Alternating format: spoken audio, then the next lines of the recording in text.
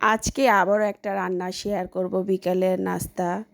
তো এখানে আমি রোল বানিয়েছি মুরগির মাংস দিয়ে।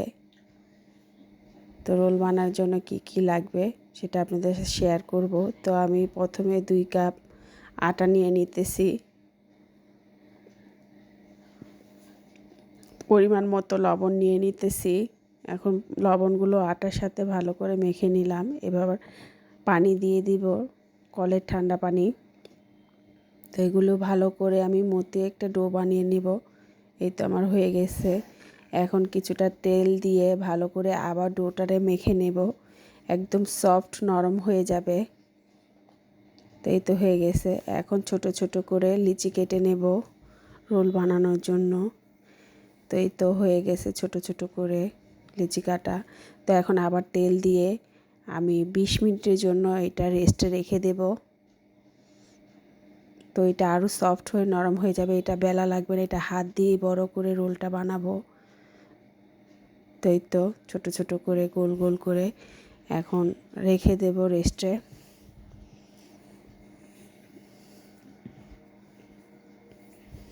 তো এখন এই পুরটা বানাবো। রোলের ভিতরে যে পুরটা দিব সেটা এই যে মুরগির মাংস আমি সিদ্ধ করে নিলাম,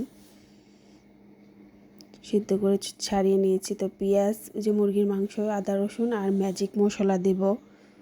তো প্রথমে পেঁয়াজটা দিয়ে দিলাম, পেঁয়াজটা ভালো করে ভেজে নিয়েছি। এখন আদা রসুনটা দিয়ে দেব। তো এই তো হয়ে গেল আমার পুরটা। এখন আমি রোলগুলো বানিয়ে নেব। কিছুটা তেল দিয়ে দিলাম। এখন হাত দিয়ে এভাবে টিপে টিপে বড় করে নেব।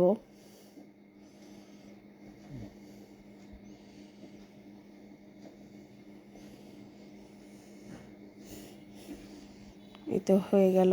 এখন মাংসর পুরটা দিয়ে দিব। এখন 2 সাইডে ভাঁজ করে নেব। ভাঁজটা ভালো করে করা লাগবে, আর না ছুটে যাবে, তেলের ভিতর বের হয়ে যাবে। তাই তো ভালো করে পেঁচিয়ে রোল বানিয়ে নিলাম। তো একটা বানালাম, আরেকটা বানিয়ে দেখাই। তো আবার ওই যে ভালো করে একটা রুটির মতো শেপ দিয়ে বড় করে নিলাম।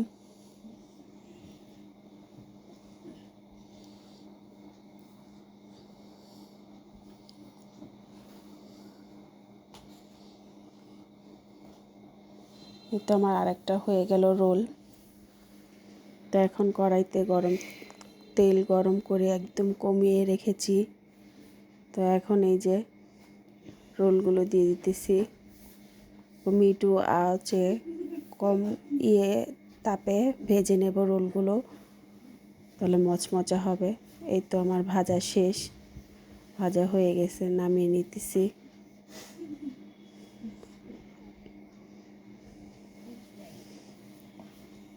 এই তো হয়ে গেল মাংসের রোল। এটা খেতে অনেক মজা।